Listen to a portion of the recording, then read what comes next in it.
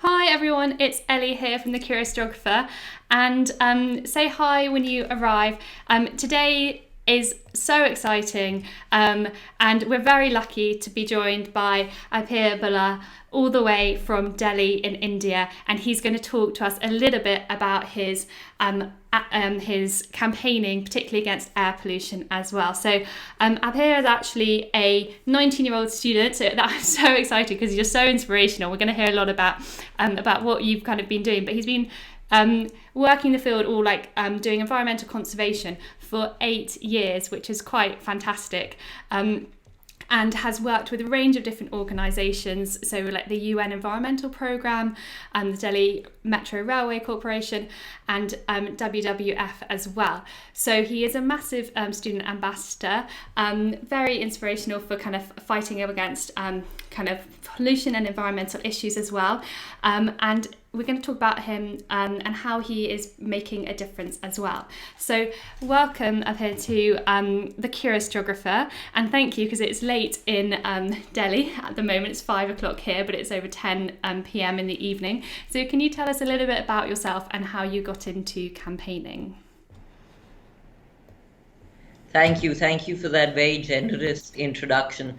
I mean, like you said, I've been a youth environmentalist since 7 or 8 years now, and I've had the opportunity to work at the national and the international level in my individual capacity as well as with various well-known organizations. Currently, of course, I'm working as the director of operations and community engagement with an Indian nonprofit called Care for Air. And it was really an ironic journey for me because it started out back in sixth grade when I was in school, and every 2 weeks we would have environmental studies workshops or classes. And I would do everything I could to sort of skip these classes because I used to find them extremely dull and extremely boring. So, really ironic considering where I'm at after 8 years. But so I used to try and skip those sessions. I would be wandering in the corridors, or I would come up with a stomach upset or something like that. And well, one day my class teacher sort of caught me wandering in the corridors, and she sent me back to class.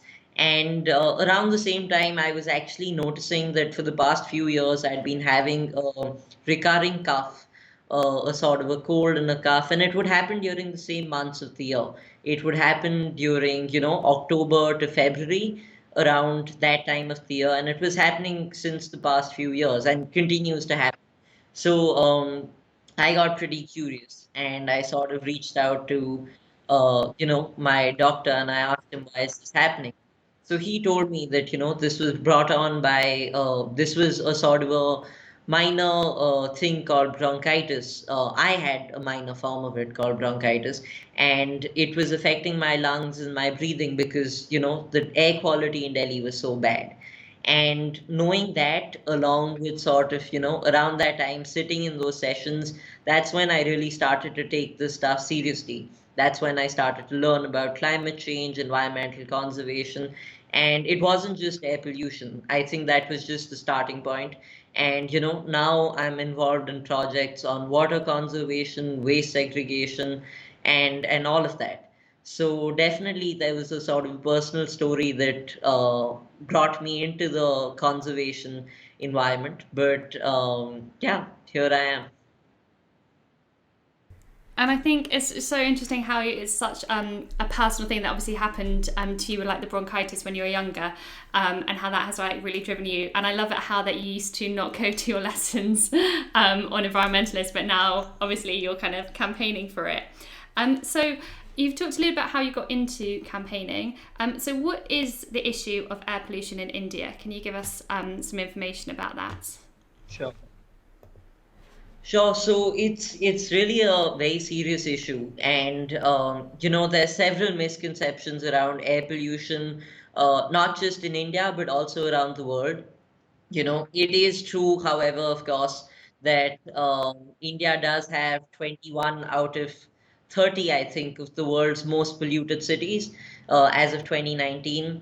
But having said that, a WHO report also has shown that 91% of the world's population stays in areas where the air quality is not safe.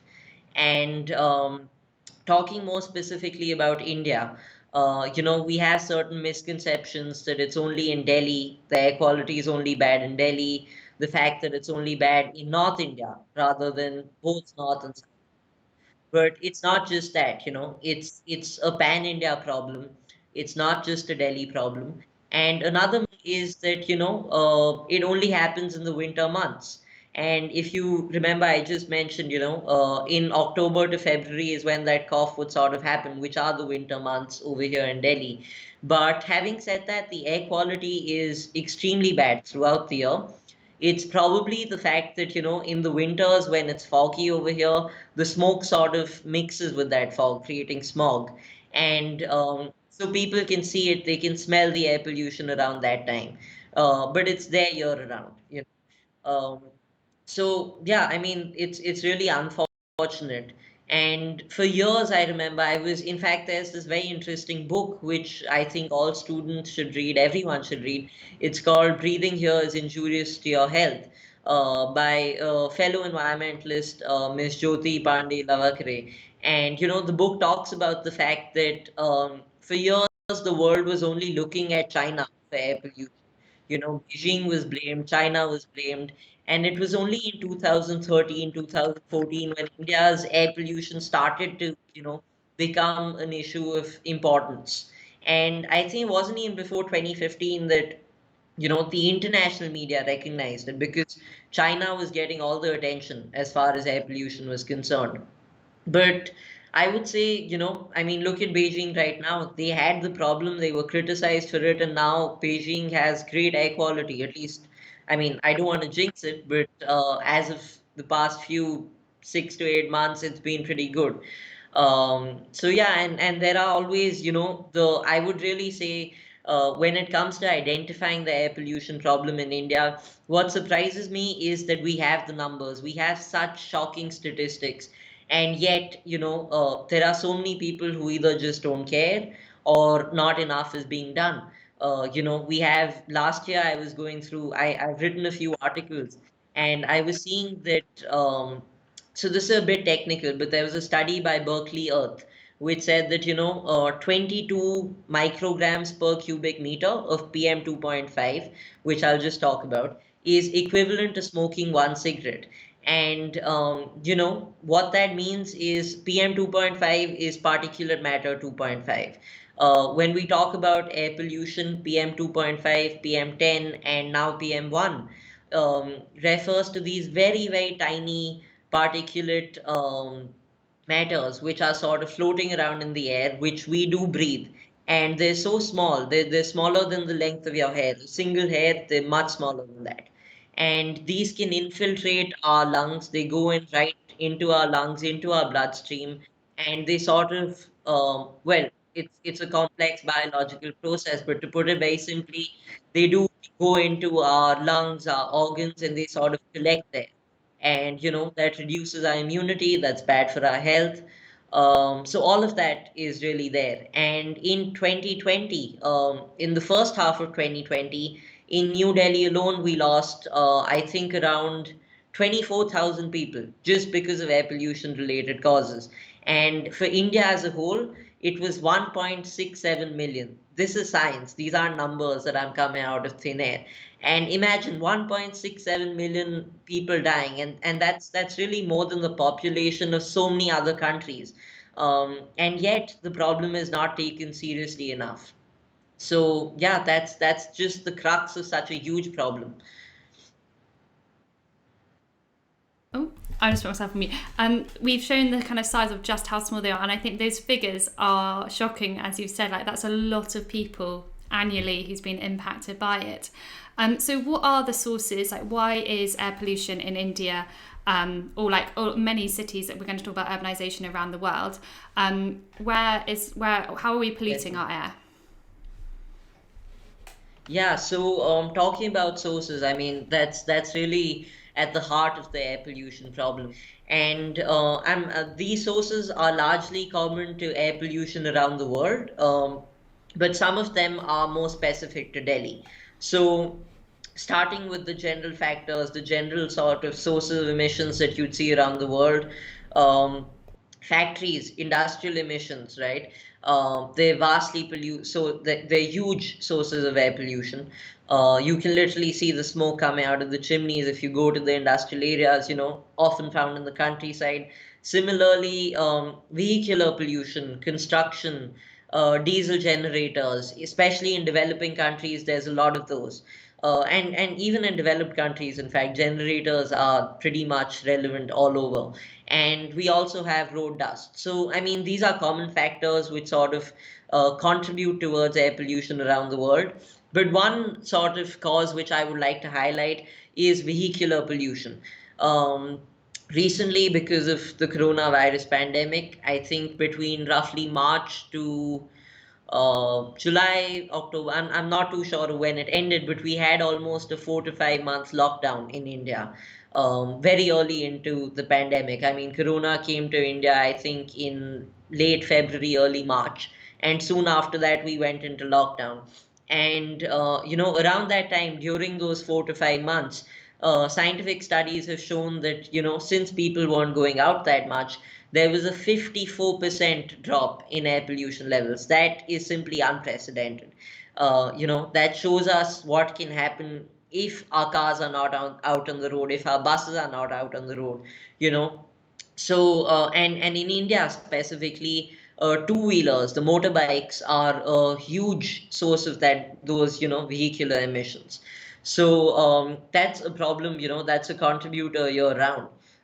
Then talking about, two, three more very specific aspects of the causes, we have something called dioxins and furans, which are again very complicated biochemical sort of terms. But essentially, the full form is polychlorinated biphenyls. Even I'm reading this term because it's so large.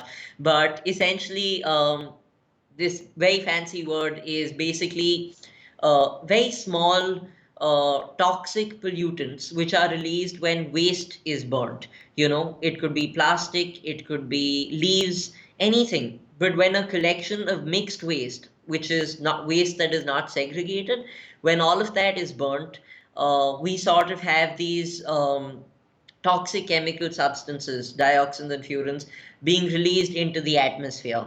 And they are so dangerous that even in small quantities, they can really damage you. And in the Indian context specifically, we have landfills, not just in Delhi, but around the country, where our landfills have, they've reached the maximum capacity they were meant to, and they far exceeded it. So very often we have a lot of this garbage that is just burnt just to clear the landfills out. We also have waste to energy plants, but those are arguably also, very, very polluting. Um, Otherwise, the garbage is just simply burnt. So there's a lot of these toxic chemicals out there. And of course, we do unfortunately have a lot of people who don't have blankets or may not have heater, especially those staying on the road, the people who are not so economically well off. And they very often have to burn leaves or any garbage they find just to stay warm because, in Delhi and in North India, the temperatures can reach as low as 1 degree Celsius, 2 degrees Celsius, and they're out on the road. So, these smaller aspects are also there. Finally, talking about so the last two sources, again, these would be a little more specific to India. We would see, firecrackers very often, at least in the movies, and what I've experienced is that in the US, UK, places outside, firecrackers are reserved for very, very special occasions, 4th of July, maybe Independence Day, something like that, very once a year, twice a year, maybe a marriage, right? But not more than that. It's very rare. In India, however, we sort of burn firecrackers, and interestingly, in the West, we also have, I believe, you have to take permission for bursting firecrackers. There are designated spots and times. Um, in India, unfortunately, while there has been legislation to sort of make that work, it's yet to work. Implementation on that side is poor. And we see a lot of firecrackers, especially on the festival of Diwali, which is a Hindu religious festival, which I mean everyone in India really celebrates, but particularly in that during that festival, but also even smaller celebrations. If someone buys a car, or if they if someone's getting married, or it's someone's birthday, anything, anniversaries. So I mean, this is not to give a wrong impression that it's happening all the time, but it's certainly more than um, other countries, I would say. Over and above that, lastly, we do have, and also, I mean, sorry, but going back to the firecrackers point, there is this concept of green firecrackers which have come up. And I would like to sort of bust a myth over here and say that they're not green at all. At least the Indian green firecrackers are not green at all. Sure, they have a few less chemicals, but they're just as polluting, and they're doing no good. It's just a way to feel good about yourself and the fact that you're burning those firecrackers. Lastly, coming to crop burning, which I do know is a very India specific issue, um, or at least South Asian specific issue, is that again, in the winter season we do have farmers harvesting the winter crop. And when they do that, we sort of have tractors and machines. We have all of that naturally. But the machines only cut the crop right from the top of the stem, which is to say that, there's about an inch or 2 inch thick, 2 inch long sort of stem which is left. The rest of the crop is sort of harvested, but those stems remain.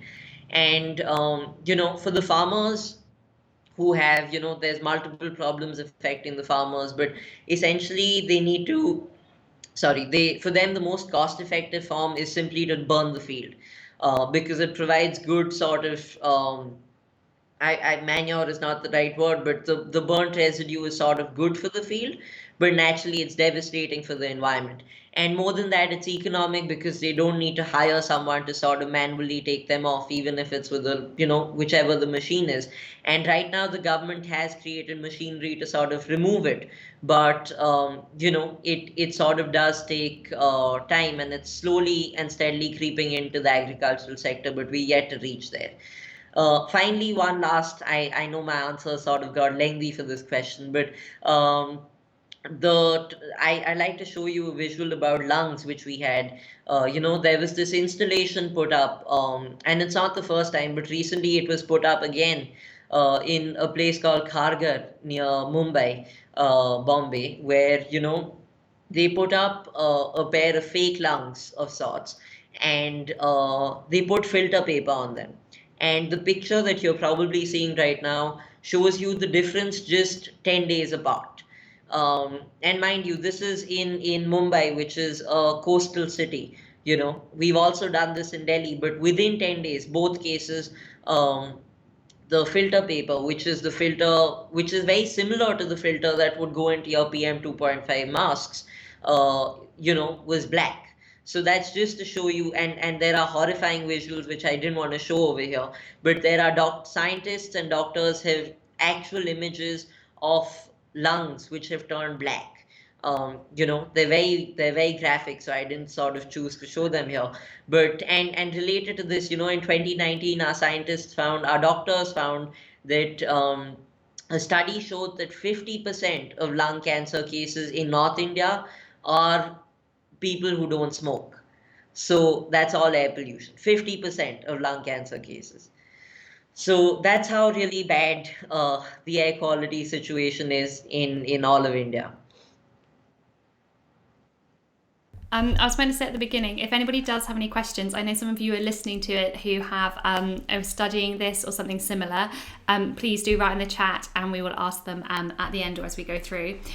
So, kind of one kind of question. So, we often learn in geography about urbanization and how that is rapidly increasing in, particularly in many places in Asia, but also Africa is going to have the highest rates of urbanization. How much do you think the issues with the environmental issues, how much do you think that is to do with population growth in these cities? So, I mean, I remember back in grade 10, grade 11, population was an entire chapter. And I do remember that, I have a board called ICSE, but I do know that even in India we have IGCSE in some schools, and they do talk about this. And the chapter was really small and didn't talk about, again, talking about Indian schools, but it's to answer your question very bluntly, I would say it plays a huge role. And textbooks really need to talk about it more, or at least the textbooks that I've seen. But the population is really at the heart of everything. Population affects consumption, and consumption, of course, in some form or the other, everything that we have around us comes from our natural resources. And human beings, not just in India, all around the world, we're exploiting our natural resources without mercy. And the population is consuming water, we're consuming energy, we're increasingly releasing larger amounts of waste. I spoke about the landfills in Delhi and India, which are piling up. Um, with the population increasing, our vehicles are increasing, therefore our emissions are also increasing. Industrial consumption is increasing. We have deforestation. And when we have deforestation, we are also developing those lands. When we're developing those lands, we're building roads, we're building, I mean, you look at apartment complexes. There's this whole concept of smart cities, which is catching up around the world, and all of them are, they're just jungles of concrete. We're going from forests of trees to forests of concrete, and in doing so, we're losing catchment areas. When there's rainfall, the water cycle is being disrupted because the water is just staying on that concrete. It's not going back into the groundwater systems. So everything is really interrelated, and I think population is at the heart of it all. Um, and while a one-child policy like China is doing is, not the most likable policy, some countries like India, where we're having a huge population boom, definitely need to emphasize on family planning and sort of, trying to curb population. Yeah. And we're going to, in a minute after this one, also talk about development levels as well. But before we go on to that, what actions can we do to reduce air pollution? Right. So talking about the solutions, right? I think one thing that I do admire, especially about Europe and to some extent even in the US, is that whenever I've been to Europe, I've noticed that people are generally, cycling, or if not cycling, they're walking down, especially if their office is close by, if the restaurants they want to go to are close by, they are walking down, especially if it's, 3, 4 blocks around them. They're not taking their car out for the smallest of things. Here in India, for those at least who can afford it, and we have a lot of cars on the road, um, unfortunately, but everyone seems to be using cars, even if it's to go just 1 block down to the market to get something. It's really about, we have excuses like, oh, it's so hot, it's 45 degrees. What I really want to tell people when they say that is, why is it so hot? India is not meant to be 45 degrees in the summer, but that's the case because of global warming, right? Um, so I think that's one immediate solution that people need to adapt in developing countries, which is, bikes, walking needs to increase a lot more. People need to get rid of this habit of, using cars in the neighborhood. Over and above that, we have the three golden R's, reuse, reduce, and recycle. Um, Very often I'm asked, what does this have to do with, air pollution? What does turning my tap off or switching off my light in my room have to do with air pollution? But the reality is everything is coming from power. And in India right now, almost, if I'm not wrong, I could be wrong about the statistic, but I think 45% to 50% of our power comes from coal, just coal. There are other fossil fuels which we're using as well, and that's not very sustainable, and that is polluting the environment, right? Other than that, I would say very obvious solutions like renewable energy talking about solar, wind, talking about electric vehicles. Unfortunately, in India, the electric vehicle market is very new, but the government is increasingly subsidizing them. They're providing incentives. Um, I know that France, for example, has made a rule that in the next year or two, all gas stations need to have charging points in each of them, or they're going to be shut down. So, smaller incentives like that need to be picked up by countries, not just in India, but around the world, because there are a lot of people who can afford electric vehicles, but their concern is, oh, range and all of that. And those are fair concerns when you've been using petrol vehicles for so long. Over and above that, talking about governmental policy, I mentioned subsidies, I mentioned France. It really needs to be integrated into the legislation, especially for large kind of changes at the macro level, whether it's renewable energy, whether it's electric vehicles, all of that. One and there's an interesting slide that I like to share here is, one thing that people can do is to build awareness and advocate for clean air. Like I mentioned at the start of our conversation, 91% of the world is staying, in cities or areas which are, the air quality is bad over there. It's above 50, which is the WHO limit. And that means that everyone needs to build a narrative around air pollution.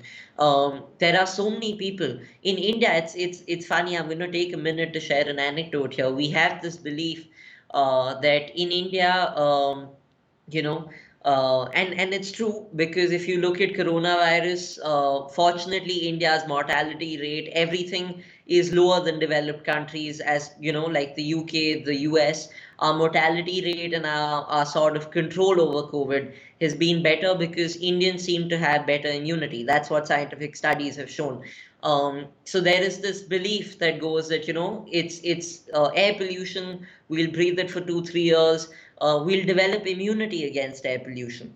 But to the contrary, just like science has shown that we're better off from the COVID perspective, science has also shown that Indians' lungs are one third the size of Europeans' lungs. So our lung capacity is much lesser, one third or half. But yeah, it's significantly lesser. Our lung capacity is significantly lesser than those of people staying in Europe. So yeah, but going back to, so we really need to build a conversation around this. The next thing that can be done is school management. And that's very simple. I mean, it's as simple as, a student walking up to their principal or whoever's in charge, talking to them about smaller things, like encouraging students to use buses.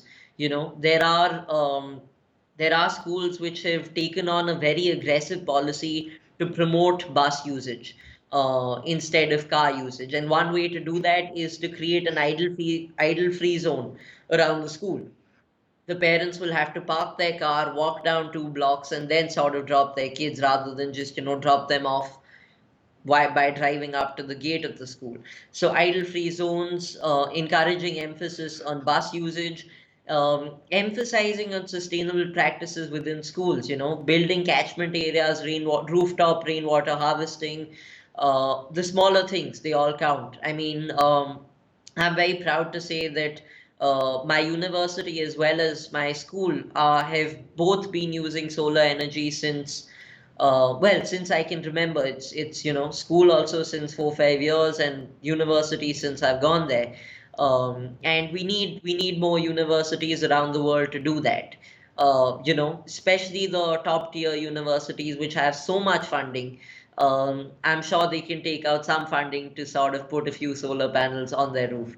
Lastly, waste segregation and waste management is very important because there's sort of two ways to think about this. In the first place, you should not be burning waste.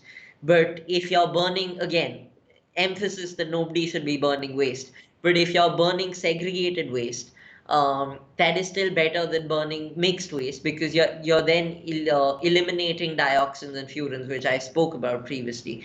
Um, but more than that, waste segregation in the form of your simple dry waste, wet waste, and plastic waste. Or different countries have different practices, but broadly it's divided into three bins. So following that policy, because that really helps. And like I've emphasized, I can't emphasize enough, whether it's water, whether it's electricity, it all does tie into climate change and sustainability, and of course, air pollution. So those are the solutions that I can think of. Yeah. Fantastic. And we had a question actually just before I asked that question from Jamie saying, what do you think needs to change in order to decrease the rate of air pollution? So, do you think the methods that you've given linked to that are they realistic? Do you think are they achievable? So if I'm going to share a brief anecdote here. I was recently writing, I think 2, 3 weeks ago, I was writing an article for India's largest newspaper, the English newspaper, the largest English newspaper. And one of the aspects that I was talking about in that article was what can be done about air pollution. And I was really surprised and also somewhat disappointed because the editors wrote back to me and they said, hey, for someone, who's been working in the environmental sector for 7 or 8 years, these seem like really basic sort of solutions. They seem very generalistic, I think was the word they used. And I was appalled, I think, because, simple things like I mentioned, bikes, walking, those are such simple, small steps that we can do, but people are not doing. Um, and over here, emphasizing again that, it's the people who have access to cars, to industrial sort of products which are leading to those emissions. They're the ones sort of responsible for air pollution, whether it's developed countries or whether it's also at the individual level, right? And when that's happening, all of the smaller solutions also need to be followed. So I'm not going to talk about very technical solutions until and unless things like solar energy, wind energy, bikes, walking, all of this is implemented. So coming back, I mean, going back to answer this very good question, I would say, is the fact that, these are very attainable solutions. These are very simple solutions which everyone can do. Schools are something students have direct access to. Bikes and walking are a personal decision which you very well, as an individual do control. And solar energy, wind energy, electric vehicles are somewhat, they require investment. But for the people who can afford it, it's definitely a sort of must do. Brilliant, and thanks for. And I think sometimes we talk about, do we need like technology for the solutions? And as you said, actually sometimes it's those smaller kind of everyday actions that actually make a big difference if everybody works together. So one thing that we often, what I teach about, but I know other teachers as well and people who have studied it as well, when we're thinking about emissions and climate change emissions around the world and actions, sometimes we think about like whose responsibility is it? And then say the UK and the USA went through industrialization earlier, had all their pollution with our big kind of factories, and then say like at the moment kind of India and what other India's kind of gone through industrialization, as you said, using a lot of coal at the moment for their energy still. Do you think developing countries should be allowed to use fossil fuels to support their development? Or do you think all countries should kind of go under the strict trying to be as clean energy as possible? Sure. So, at the outset, I mean, talking about, responsibility in terms of emissions, I want to sort of lay out that everyone, whether it's developed, developing, or I mean, we have very few underdeveloped countries at this stage in the, global world, globalized world, sorry. But all countries, all stakeholders sort of have an equal responsibility to do their best. Now, having said that, you're right in terms of UK and US. I mean, I've seen photographs. I was not born then, but 40 or 50 years ago, I have seen photos of California's air, of London's air. And maybe it was the bad quality of the cameras back then. But what I can establish is that, the photos that we see of Delhi's air pollution, that was, it Delhi is sort of reenacting what happened in California and London 50 years ago. So there's very often this sort of argument in climate change circles about, development and development at the cost of the environment. And it's unfortunate, but like I said, it's sort of the key word being that, Delhi is repeating what happened in California and London 40, 50 years ago. So that is somewhat part of the developmental cycle. Having said that, I would say that, addressing your question directly, whether developing countries should be allowed to use coal. Unfortunately, or fortunately, actually, it works both ways. But countries are going to do what they're going to do, right? And even the UN can't sort of tell them unless the countries themselves volunteer that, we won't use coal. Until then, they're sort of going to do it as long as they need to. Having said that, I'm not in any way saying that developing countries should be allowed to pollute just because, hey, the US and the UK and all the other developed countries did it 50 years ago. And this might be, people in my generation will call this cringy, but there was this old saying that my school teachers used to say that when you point one finger, three point back, right back at you, you know. So India or any other developing country is certainly in no position to point fingers, but all countries need to do their bit in terms of sustainability. Um, and one sort of, again, I know this is sort of the third, relationship that I'm drawing to COVID, but it's all around us right now, so it's very relevant. There was this very interesting article in The Economist, I think, which spoke about how countries seem to be rescinding their climate change and this is not the Donald Trump US thing, but countries in general seem to be rescinding their commitments on climate change or sort of falling short on them because of the aren't falling short of them as of now, but with the economic situation having deteriorated because of the pandemic, they will be compromising on their climate change commitments. That's a better way to put it. But here is, where I will say is our real test of resilience, because we need to understand that COVID-19 has sort of emerged. There are again scientific arguments for this, that COVID-19 emerged in the first place because of, the zoonotic barrier being increasingly infringed on. And where this all ties into sort of air pollution is the fact that, all countries need to, like I said, do their bit to remain sustainable. Unfortunately, they don't seem to be doing that. Talking about India, though, and my last point in this, sort of answer would be that India, I'm proud to say, in terms of renewable energy commitments, is well ahead of their target. As part of our Paris commitment, we had committed that we will do 175 gigawatts of renewable energy by 2022. And as of 2017, we were well ahead of our annual target. And in 2019, our Prime Minister announced that, we have a renewed target of 450 gigawatts, which is what I mean. My math isn't very good, but it's definitely double of what we initially committed, and we're well on track to achieve even that. So I'm very happy to say that of India. And renewable energy certainly is picking up in other countries, such as developing countries such as Brazil and other countries. But having said that, there is a lot else that India also needs to do. We are on track for renewable energy, but we're also not on track for a lot of other things.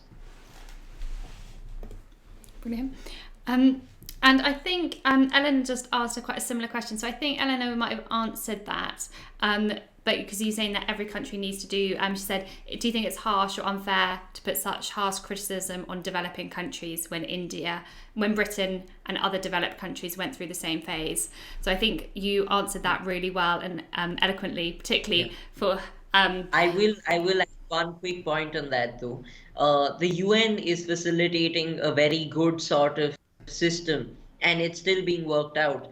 But my knowledge is that the UN is facilitating a sort of situation. I'm blanking out on the word for it. It's somewhat like carbon tax, but it's a sort of a system. It's like I said, it's like carbon tax, but it's not exactly that, which is to say that developed countries are sort of helping developing countries, as a sort of repayment, to sort of mitigate or alleviate the damage that they have done. And again, this is not like, hey, the US is not waking up and saying, hey, take like $1 billion and, just go green and we're sorry for the pollution. But they're doing it in more direct, in more helpful ways, which is to say that, international subsidies, international lines of credit for, advanced technology on renewable energy, such things. So that's going to play a very important part in sort of establishing this balance between developed and developing and their sort of um, damage to the climate. And it's really good to hear the success stories about India's renewable energy as well. Linking to the UN, you talked to the UN's Secretary General about what you can do to ensure their cleaner air for all of us. So, kind of talking about being more of an environmental activist, how did you get this opportunity, and what did you learn from it? So it's very interesting because BBC reached out to me, and they reached out to me on Instagram, and I was honored, of course, and naturally, in a world where we have so much phishing and all of these, sort of technological issues emerging, I was a little suspicious. But then, I sort of read up on the reporter who reached out to me, and it turned out that that was legit. And I was surprised. I was like, hey, they reached out to me. Did they like text me by mistake? Is it um, anything like that? But no, fortunately, it was legit, like I said. And they reached out on Instagram, and they sort of, I asked them this, that, why, like, what about me sort of made you choose me for this conversation? And they read up about me on the internet. I think there are a few articles on Google which they may have come across about some of my work on just not just air pollution, but other stuff, waste segregation, climate change in general. So that's how they reached out. And it was really a profound honor because I was amongst 5 or 6 youth environmentalists from around the world. I know that I was probably the only one from South Asia, maybe all of Asia. And there seemed to be sort of one youth volunteer, youth environmentalist. There were some people as old as 30, old relative to me, old as 30, 35. So youth environmentalists from around the world. And what we really discussed was, climate change, its manifestations in different ways. And it was a very interesting conversation. I think the segment was called um the state of our planet, if I'm not wrong. So you can look that up on the internet. But everyone spoke about. One guy was talking about, hey, we have droughts. At the same time, we had someone talking about floods.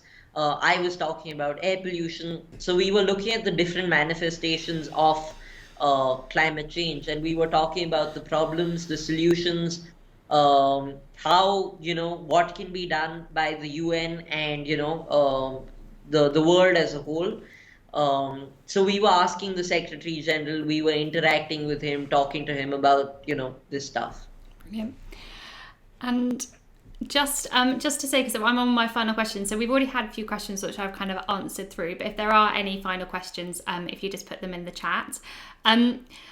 The one thing we've also been asking all our guests is how do they get into their careers? Now, you are obviously at university, but you have done so much, and it's been incredibly knowledgeable speaking to you, and very insightful, and I think very, very useful to all our everybody who's listening. So what are your career aims? And so what are your career aims for the future? And then what advice would you give young people as well who are interested in, say, climate change, environmental issues, and want to make a difference? Sure. So I'm going to start with the latter part of the question first, talking about, what would be my advice. And I'll start with what I would like to say to the world as a whole. And that would be that, we can't have this sense of wanting to sit around. In India, at least, I do know that with air pollution, even the people who know about it, they're waiting for the governments to do something about it. And there's minimal self-action. Oxford only yesterday made the Hindi word of the day this word called Atmanirbharta, which translates to self-reliance. And why that is relevant is because we all need to be self-reliant when it comes to climate change and air pollution. We need to take that first step of using our bikes, of using, walking down, switching off those lights and fans, turning off the tap while brushing our teeth, the smallest of things that we hear from grade three, grade two, doing all of that. Um, Talking about now advice for youth environmentalists. So one unfortunate observation, and I know that this hits hard on some people who I've discussed this with, in my friend circle. There's a lot of people who do a lot of environmental work just for their college or just for their resumes to get into college. And while it's good, it's bittersweet because people are doing it to sort of it's helping the earth in whichever little way. But I would encourage those people to see it through. Don't just do it for 1 year or 2 years. Go through with it, and the only way to do that is to work hard to find a project that you're passionate about and then remain committed to it. So yeah, and so that's really the advice. Talking about career goals. So that's an interesting question because my mom used to tell me that, in fact, she still tells me that, in class one, class two, I think all children around that age are like, one day we want to be a pilot, one day we want to be a gardener, one day we want to be something. And I feel like my sort of goal, my dream aspiration goal, has not changed. From class one till now, it remains to be that I want to be the Prime Minister of India. And having said that, it's a very ambitious goal because I do not come from a political family. It's generally easier of kids from political families to get into politics, and nor do I have the funds to run a nationwide campaign. It takes millions or billions of rupees. Um, but I do want to get there. Our current prime minister seems to have gone from being a tea seller to being the prime minister. So if he can do it, I think as can I. Having said that, in terms of immediate career goals, I'm thinking of, again, not too sure, but thinking of following up a career in, public policy, or legislature, more specifically environmental law, environmental policy, because that's something I'm passionate about. And finally, of course, I do also aspire to work with the UN. And I do know that there is a climate change conference coming up in Glasgow in 2021. And I'm sort of, that's my dream to attend that. In 2018, I was interestingly invited to attend the climate change conference. But because of school exams and all, I couldn't do that. But now 2021, that's my immediate goal of sorts, to attend that conference. So if anyone who's listening to this is working in the UN, do reach out to me, because that is a sort of an aspiration. But yeah.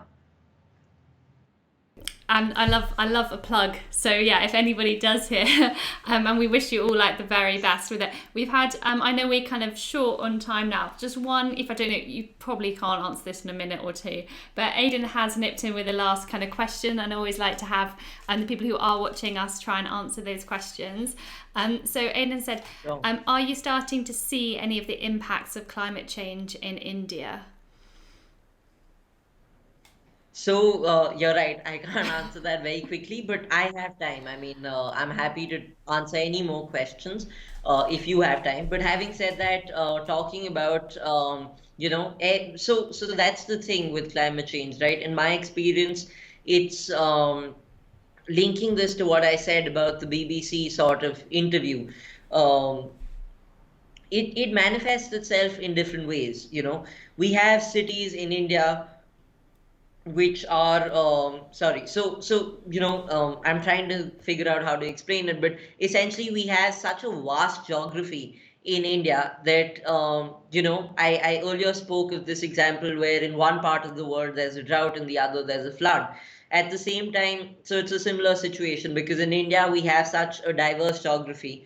We have plateaus, mountains, we have plains, everything, the works, deserts, everything.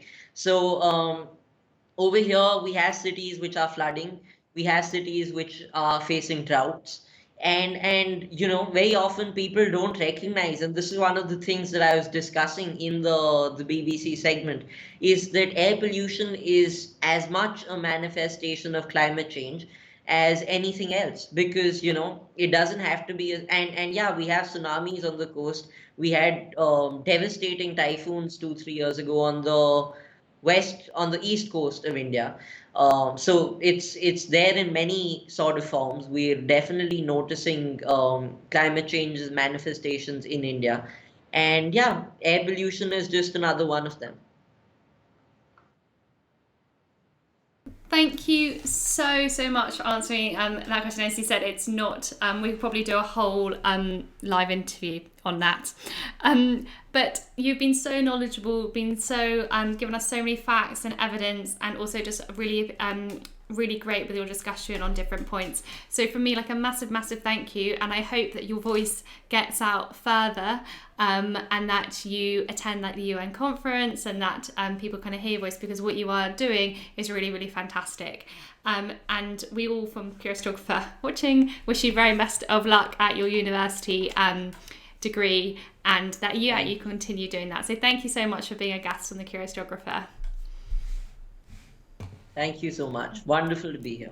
And I was going to let everybody know, so next 2 weeks' time, we are actually going back to India, to the same university, and we're going to talk to Dr. Divya Kanand, who is going to talk about sustainability in marine ecosystems.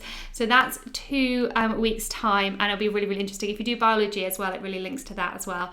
Got lots of thank yous coming through, so and saying best of luck as well. Brilliant. So have a lovely rest of your couple of weeks. Hope you guys are all doing well, and looking forward to seeing you in 2 weeks. So that's it from me.